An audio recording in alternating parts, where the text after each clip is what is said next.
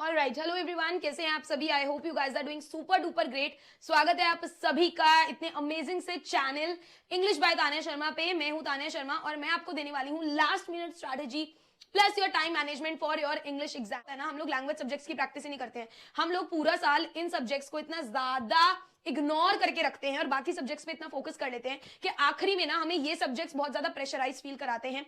And language subjects में भाई लेंदी तो होंगे, ठीक है। अगर हमें टाइम मैनेज करना नहीं आता, सब्जेक्ट्स लेंदी हमें लगेंगे ही। अब क्योंकि आपके पेपर में बस एक दिन बचा है ना, बहुत सारे बच्चे तो ऐसे भी होंगे जो कल वीडियो को देखेंगे, यानी कि फिर कल ही आपका पेपर होगा। तो अब आपको क्या करना चाहिए, इंग्लिश से एक दिन पहले इंग्लिश का पेपर अगर आपका बिल्कुल आ ही गया है, जैसे कि परसों कल है, तो आपको अब क्या करना चाहिए ये मैं आपको बता दूं। सबसे पहले तो यार टाइम मैनेजमेंट पे बात कर लेते हैं। देखो, ज्यादा ज्ञान मैं आपको दूंगी नहीं, बहुत ही छोटी वीडियो होने वाली है, काम की चीजें मैं आपको बताने वाली हूँ, ठीक है। 3 घंटे का आपका पेपर होता है जिसमें 15 मिनट आपको रीडिंग के लिए मिलते हैं। अब आपको और मेरे को दोनों को पता है कि हम लोग उसे कितना यूटिलाइज करते हैं, राइट। हम लोग जितना बोल रहे हैं हम यूटिलाइज करते हैं। हम लोग सिर्फ पेपर को देखते हैं 2 से 3 मिनट में और बाकी टाइम हम अपने दोस्तों को देखते हैं। तो आपको क्या करना है, 15 मिनट जो आपको एक्स्ट्रा मिल रहे हैं ना यहाँ पे, इसमें जो तुम्हारा रीडिंग पैसेज है ना, उसको रीड नहीं करना, उसको ऊपर ऊपर से देख लो, जनरल लेवल पे उसको देख लो। क्यों देख लो, अभी आगे पता चलेगा कि ये तुम्हें कैसे बेनिफिट करेगा। अगर आप इसको ऊपर ऊपर से देख लेते हो, अगर आप इसको जनरल लेवल पे देख लेते हो, आपको एक आइडिया, उसका ना भाव पता चल जाएगा कि उसमें बात क्या हो रही है एंड ये आपको कैसे हेल्प करने वाला है, ये मैं अभी आपको आगे बताऊंगी इसी सेशन में, ठीक है। 2 मिनट रुक जाना। अब यहाँ पे हमेशा बच्चे पूछते हैं कि हम कौन से सेक्शन से शुरू करें कि हमारे पास लिमिटेड टाइम में हमारा पेपर हो जाए और हमारे पास 5 से 10 मिनट मैम ऐसे भी बच जाए कि हम लोग अपना रिवाइज कर पाए। तो यार देखो, जो मेरा हमेशा से पैटर्न रहा है, मैंने मेरा 10th का पेपर 12th का पेपर हमेशा कैसे दिया है, चाहे मैंने मतलब कोई भी पेपर दिया हो ना लाइफ में, और उसमें अगर इंग्लिश है तो मैंने हमेशा उसको लिटरेचर पार्ट से शुरू करा है। अब इसका एक रीजन है कि मैम आप लिटरेचर पार्ट से क्यों शुरू करते थे, और मैं हमेशा अपने बच्चों को भी बोलती हूं कि आप लिटरेचर पार्ट से शुरू करो। क्यों?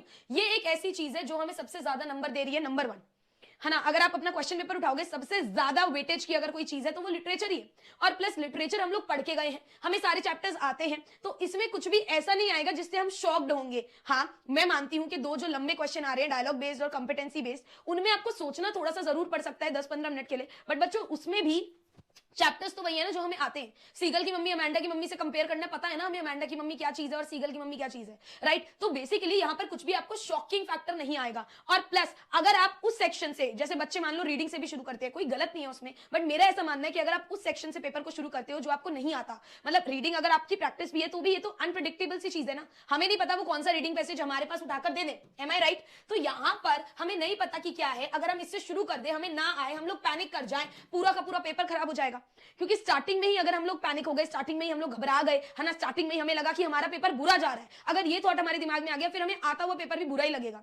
समझ रहे हो मेरी बात को? इसलिए मैं कभी भी सजेस्ट नहीं करूंगी कि आप लोग रीडिंग से शुरू करो। हमेशा, मैं पिछले 2 सालों से बोलती आई हूं, कभी भी रीडिंग से शुरू मत करो, हमेशा आप लिटरेचर पार्ट से शुरू करो, ये हमें आता है। लिटरेचर के बाद आपको क्या करना है, राइटिंग वाला सेक्शन। ऐसे क्यों बोल रहे हो मैम? ऐसा इसलिए बोल रही हूं क्योंकि इसमें लिखना है ना। आपको बाकी के जो 2 सेक्शंस हैं, जो 10 क्वेश्चन ग्रामर के हैं और जो 2 आपको रीडिंग पैसेज करने हैं, उसमें आपको इतना नहीं लिखना, आपको कट टू कट लिखना है। बट यहाँ पे जो आपके 2 सेक्शन है, लिटरेचर और राइटिंग, इनमें आपको लिखना है। तो आपका जो मैक्सिमम लिखने वाला काम है ना, वो आप 1 घंटा 40 मिनट के आसपास में अपना खत्म कर लो। यानी कि लिटरेचर के लिए 1 आवर अगर आप ढंग से कर लो ना, तो 1 आवर इज इनफ अगर आप पूरा फोकस करके लिटरेचर को कर लो ढंग से, ठीक है। उसके बाद राइटिंग सेक्शन में आपको करना है क्या, 2 चीजें। लेटर टू एडिटर आएगा ही आएगा चॉइस में, तो आपको कोई और लेटर तैयार है तो बहुत बढ़िया बात, नहीं है तो टेंशन लेने वाली जरूरत नहीं है।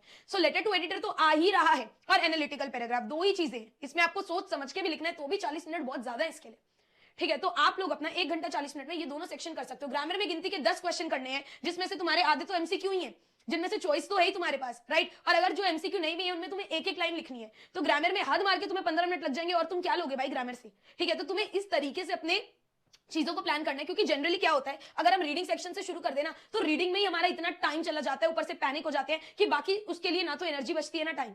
तो आप लोग उल्टा करो, लिटरेचर कर लो, राइटिंग कर लो, दोनों लिखने वाली चीजें हो गई, मेन चीजें हो गई, आधे से ज्यादा पेपर हो गया, सरदर्दी खत्म। अब करो ग्रामर, 10 ही तो क्वेश्चन है। अब जो आपका टाइम बचा, लमसम आपके पास, अगर आप इस पैटर्न से चलते हो कि 1 घंटा आपने लिटरेचर को दिया, इससे कम टाइम लगे बहुत बढ़िया, ज्यादा नहीं लगना चाहिए। चलो 1 घंटा 5 मिनट हो गया, आपने 35-40 मिनट अपने राइटिंग को दिए, 15 मिनट में आपने अपनी ग्रामर करी, उसके बाद भी आपके पास 1 घंटा बचता है। 1 घंटा 5 मिनट आपके पास बचेंगे अपने रीडिंग पैसेज को देने के लिए।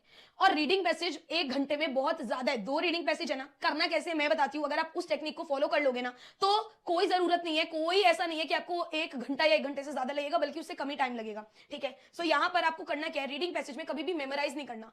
आप ये भूल जाओ कि आपको रीडिंग पैसेज को याद करना है, तो लाइन बाय लाइन पढ़ने की जरूरत नहीं है। मैंने आपको बोला था कि 15 मिनट स्टार्टिंग किया, उसमें आप एक फेयर आइडिया ले लो कि रीडिंग पैसेज में बात क्या हो रही है। उसमें वीडियो गेम से रिलेटेड बात हो रही है, उसमें कुकबुक से रिलेटेड बात हो रही है, उसमें हिस्ट्री की बात हो रही है, बात हो क्या रही है। ठीक है, जब आपने अगर वो 15 मिनट में यूटिलाइज कर लिया, पढ़ लिया होगा, तो अभी आपको दोबारा से उसको मेमोराइज करने की जरूरत नहीं है।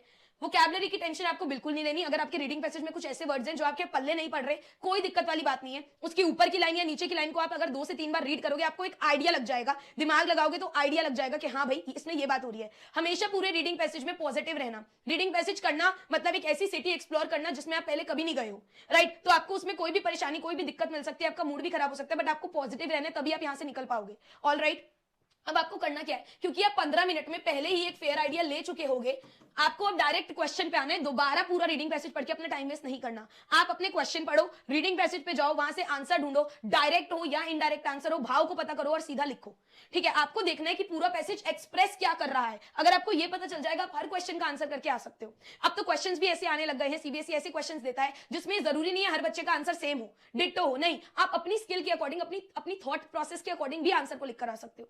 ठीक है, और रीडिंग के मैंने बहुत सारे एग्जांपल आपको मेरे टेलीग्राम पर दे रखे हैं। अब क्योंकि आपके पास बिल्कुल भी टाइम नहीं है, आप एक बार उनसे गो थ्रू हो सकते हो कि आपको थोड़ा सा फेयर आइडिया लग जाए कि हाँ भाई हमें आंसर्स करने कैसे। टेलीग्राम का लिंक पहले नंबर पे डिस्क्रिप्शन में, और यहाँ पे हर एक चीज बिल्कुल फ्री ऑफ कॉस्ट है। ठीक है, तो अगर आप इस चीज को अपनाते हो, डेफिनेटली आप लोग अपने रीडिंग पैसेज कम से कम टाइम में कर आओगे, बहुत अच्छे तरीके से। राइटिंग के लिए आपके पास 2 ही क्वेश्चन आ रहे हैं पेपर में। ठीक है, एनालिटिकल पैराग्राफ हो गया और आपका लेटर हो गया। अब यहाँ पर मैंने इसके n नंबर ऑफ एग्जांपल्स आपको अपने टेलीग्राम पे अगेन दे रखे हैं। इसमें सिर्फ आपको फॉर्मेट का ध्यान रखना है और साथ ही साथ कुछ एग्जांपल्स पढ़ के जाना है। मैंने आपको जब लेटर कराया, मैं नहीं बोलूंगी आप कोई भी वीडियो देखो, मुझे पता है आपके पास एक्स्ट्रा टाइम नहीं है, बट आप एटलीस्ट टेलीग्राम पे जाके पीडीएफ खोल तो सकते हो। आप पीडीएफ खोलोगे, आपको दिखेगा कि मैंने आपको कुछ ऐसी लाइंस दी हैं जो आप डिट्टो जाके अपने लेटर में टेप करा सकते हो और आपको पूरे नंबर मिल जाएंगे। तो वहां पर आपका जो दिमाग लगाने वाला जो टाइम था ना, वो भी मैंने बचा दिया। तो आपको करना क्या है, टेलीग्राम पर जाना है, वहां पे पीडीएफ खोलनी है, आपको डिट्टो एग्जांपल्स मिल जाएंगे, आप उनको रीड करो और एज इट इज लिख कर आओ, दैट्स इट। आपका जो जहां आपको 90% ऑफ द दिमाग लगाना था ना, वहां 40% ही लगाना है। ठीक है, समझ में आया। अब बात आती है ग्रामर की। तो यार देखो, आपको सारे छुटकू पुटकू जो चार्ट्स है ना, वो मेरे अगेन टेलीग्राम पर मिल जाएंगे। अब आपके पास टाइम नहीं है कि आप लोग बैठ के पूरा लेक्चर देखो। ठीक है, तो आप लोगों को जितने भी चार्ट्स है, जितने भी नोट्स है, वो मेरे टेलीग्राम पर डेफिनेटली बिल्कुल फ्री ऑफ कॉस्ट मिल जाएंगे। क्वेश्चंस भी आ रहे हैं जिसकी अगेन आपको पीडीएफ पूरे टेलीग्राम पे मिल जाएगी। अब आपके पास टाइम नहीं है, बैठ के याद करो, आप उनको एटलीस्ट रीड कर लो। आप रीड कर लोगे, आपको चैप्टर इस तरीके से मैंने उस पीडीएफ में क्वेश्चन डाले हैं कि आपको चैप्टर का भी पता चल जाएगा। ठीक है, और साथ ही साथ आपको जो क्वेश्चन आंसर्स है ना, वो भी आपके दिमाग में बैठ जाएंगे, आपको रटने नहीं पड़ेंगे। अब हमें जरूरत है एक ओवरऑल रिविजन की। अब वो टाइम नहीं है कि हम लोग अलग अलग जगह पर जाएं, अलग अलग वीडियोस देखें। अपने को प्रैक्टिकल बनना है कि एक दिन में अपने को कैसे करना है, तो हमें बनना पड़ेगा एक्स्ट्रा स्मार्ट। अभी आपके पास टाइम है, मैं अगेन बोल रही हूं, आप लोग सबसे पहले क्या करो, द फर्स्ट थिंग जो आपको करना चाहिए, लिटरेचर सबसे ज्यादा वेटेज कैरी कर रहा है, आप मेरे टेलीग्राम पे जाओ, सीधा नॉर्मल क्वेश्चंस की बिल्कुल फ्री पीडीएफ दे रखी है, आप उसको बैठ के एक बार बस ऊपर से देख लो, आपको आधा घंटा भी नहीं लगेगा। ठीक है, आप देख लोगे ना, आपको थोड़ा कॉन्फिडेंस आएगा कि हाँ यार कुछ तो आंसर में लिखकर आ सकता हूँ या आ सकती हूँ। देखो, कल आप लोगों का पेपर है, ठीक है, और आप लोग प्लीज इन टिप्स को ध्यान में रखना। रीडिंग के लिए मैंने आपको बार बार बोला है कि आपको 40 मिनट से ज्यादा का टाइम नहीं लेना है for your reading passage. Also do not attempt your reading section starting में। पहले आप लोग हो सके तो लिटरेचर पार्ट से शुरू करो, ताकि आपका थोड़ा सा कॉन्फिडेंस बिल्ड हो जाए, या आप जिस भी पार्ट में बहुत ज्यादा कॉन्फिडेंट हो, बीट राइटिंग, आप उससे शुरू करो। ठीक है, बट रीडिंग से शुरू मत करना। इसको 40 मिनट से ज्यादा आपको देने की जरूरत नहीं है। अगर आप स्टार्टिंग में ही कर लेते हो इसको, तो आप बहुत ज्यादा टाइम इसी में इन्वेस्ट कर देते हो, जिसकी वजह से आपका जो मेन पेपर है, मतलब मेन इन द सेंस जो ज्यादा वेटेज कैरी कर रहा है लिटरेचर, वही आप लोग छोड़ाते हो, जो आपको बिल्कुल भी नहीं करना।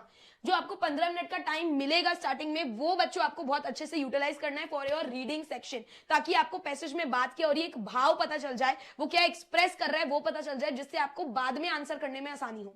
ठीक है, read questions very very very properly.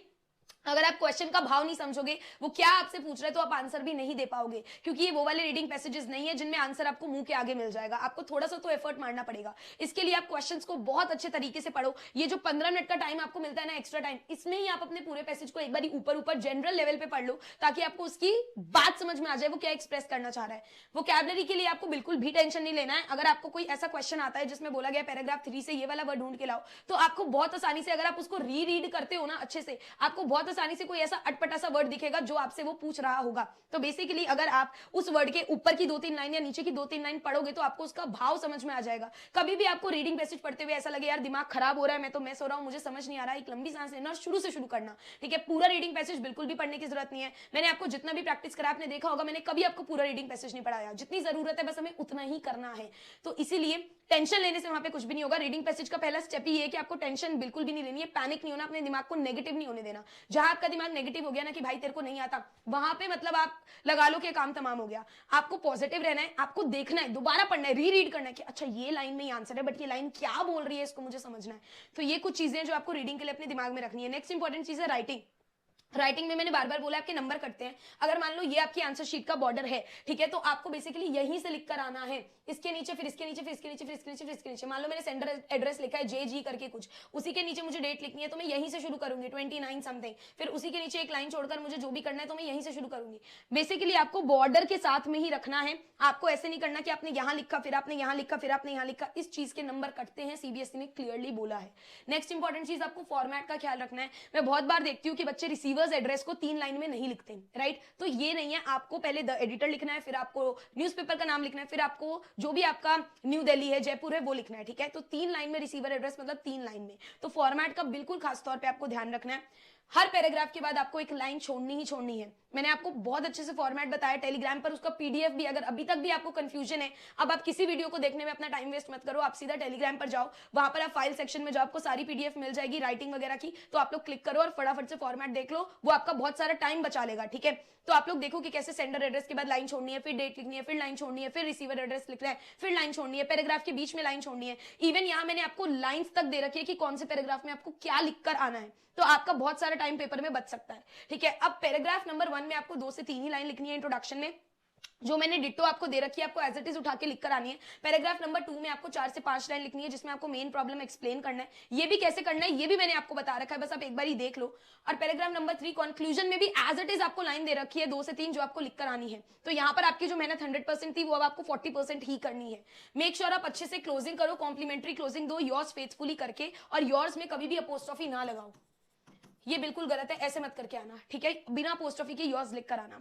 Same thing with your analytical paragraph, जब भी आप एक नया पैराग्राफ लिखो तो नेक्स्ट लाइन से लिखो, 3 पैराग्राफ से ज्यादा आपको नहीं लिखनी है। इंट्रोडक्शन, मेन बात और आपकी क्लोजिंग, दैट्स इट। 5 नंबर का है तो उतना ही लिख कर आओ, उससे ज्यादा आप मत लिख कर आओ। नेक्स्ट है ग्रामर। अब ग्रामर में क्या है, क्वेश्चंस आपको बहुत ही ज्यादा केयरफुली मैनर में रीड करने हैं, ठीक है। रीचेक जरूर कर लेना पेपर करने के बाद ग्रामर, बिकॉज होता है बहुत बार हमें एक्साइटमेंट में लगता है हमें आता है, हम जल्दीबाजी में पढ़ते हैं, गलत कराते हैं, ठीक है। बहुत बार ऐसा होता है सिंपल पास्ट टेंस भरना होता है, हम पास्ट परफेक्ट भराते हैं। और ग्रामर इस भरोसे तो बिल्कुल मत करना कि पढ़ के देख लेते हैं कौन सा सही लग रहा है, जौन सा सही लग रहा है उस पर टिक कराएंगे, ऐसा कभी मत करना। नरेशन वाले क्वेश्चंस में स्पेसिफिकली आप लोग रीचेक जरूर कर आना, बिकॉज छोटी छोटी गलतियों के नंबर कटते हैं। मान लो नाउ है, नाउ को आपने नहीं बदला, या 10 को आपने 100 में नहीं बदला, है ना, आपने टुमारो को नेक्स्ट डे में नहीं बदला, तो इन चीजों के नंबर कट जाते हैं। तो नरेशन वाले क्वेश्चन में स्पेसिफिकली रीचेक कर लेना।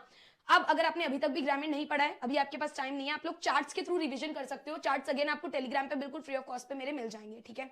कमिंग टू लिटरेचर वाला पार्ट, लिटरेचर में एक ही चीज का ध्यान रखना है, वो है वर्ड लिमिट। आप लोग भावनाओं में बहकर, इवन इन राइटिंग आप लोग भावनाओं में बहकर बहुत ही ज्यादा लिख देते हो बच्चों, जो आपको कतई ही नहीं करना, ठीक है। राइटिंग में और लिटरेचर में वर्ड लिमिट का ध्यान रखना है। मुझे पता है कि आप लोगों के पास ऐसे बहुत सारे पॉइंट्स होते होंगे जो आपको आते होंगे, या जो आपको क्वेश्चन नहीं आता तो आपके पास बहुत कम पॉइंट होंगे। दोनों ही केसेस में आपको क्या करना है, साइड में पेंसिल से लाइन ड्रॉ करनी है और अपने की पॉइंट लिख लेने हैं।